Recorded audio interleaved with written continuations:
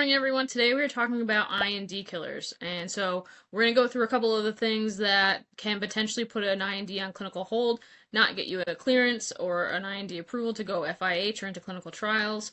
And the biggest takeaway from this is that every one of these is avoidable. And so we'll go through them here on the right. The first one that we're going to talk about is missing TK data. If you know me, if you follow my LinkedIn content, if you've taken my course, the Complete Guide to Non-Clinical Development, you know that TK data, I talk about it all the time. It's a critical thing. Being able to correlate toxicity to exposure is the foundation of having a defensible regulatory narrative and regulatory submission that will pass review at any regulatory agency, not just the FDA. Having tox data, having TK data on all of your tox studies, on your pharmacology studies, on your PK studies is critical to be able to correlate any toxicity to exposure and then to correlate any toxicity to efficacious exposure and then translating that to the clinic. Another one is unexplained deaths. So having deaths that happen without being able to justify that those deaths weren't caused by your drug. That is where we want to be able to understand these things. So a lot of times when you have a death, it can be exposure-driven, high exposure. It can be misdosing. For example, oral lavage, you can misdose and the animal can die. It can be due to just the animal species, why an animal died. Then there's doubt for the reviewer that it could be due to your drug, and that's going to be a big no-no. You're going to have to be able to understand that. They're going to want you to dig down deep into that and understand why these deaths were not caused by your drug. Another one is irreversible organ toxicity. This is especially important in chronic dosing. If we want to chronic dose in patients, we need to understand if there's any organ toxicity that can't be reversed upon dose and cessation.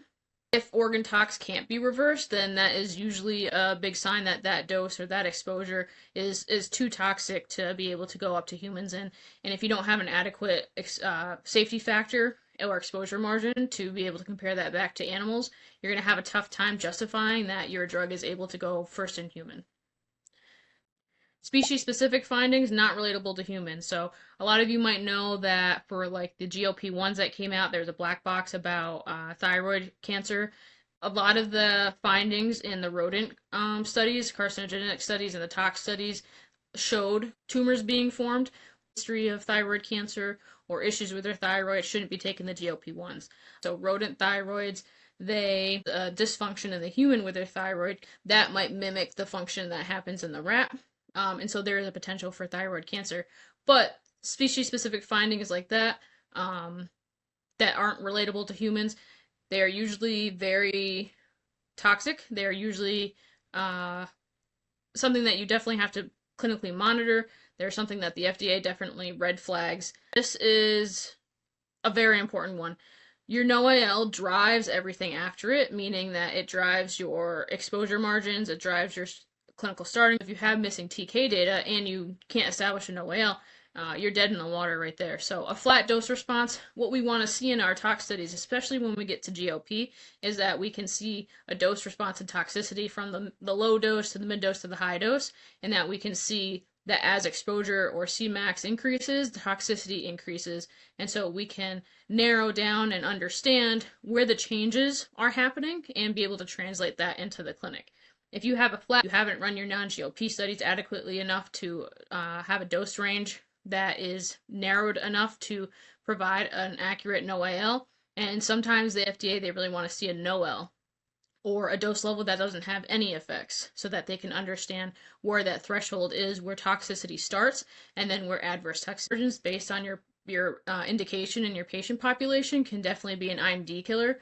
Oncology compounds, oncology indications, oncology, and particularly small molecule, your exposure margins are going to be at least 10x or higher, depending on your patient population. And so if it's too narrow, then that's going to impact your clinical dose escalation, that's going to impact your clinical monitoring plan, your translation of toxicity to the clinic, and everything that basically that comes after it.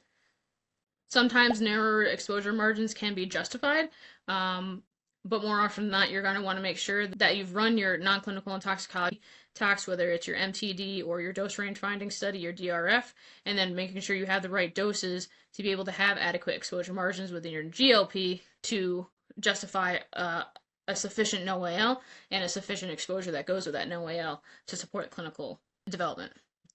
And so, like I said, the takeaway from all of this is that these are avoidable up front, right? Missing TK data, add TK to every dose and every study that you run. Unexplained death, make sure that you do your off-target safety assessments, you do your safety panels, you understand your CRO. Vetting your CRO and the technical capabilities is critical. Irreversible organ toxicity. This is something that can be mitigated within your study design. Species-specific findings not related to humans. This takes a lot of weight of evidence and literature research.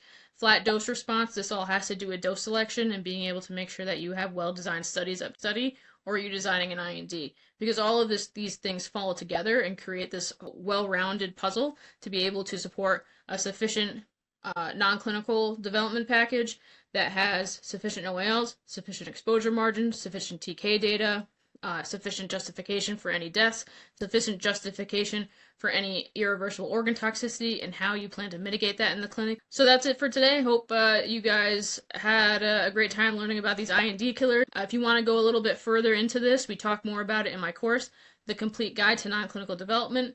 I tagged it in the description below. Take a look. There's a free preview on there so you can see what's in it. It's 60 plus hours of content over 14 modules covering the whole spectrum of non-clinical development. And we talk a lot about IND and IND killers.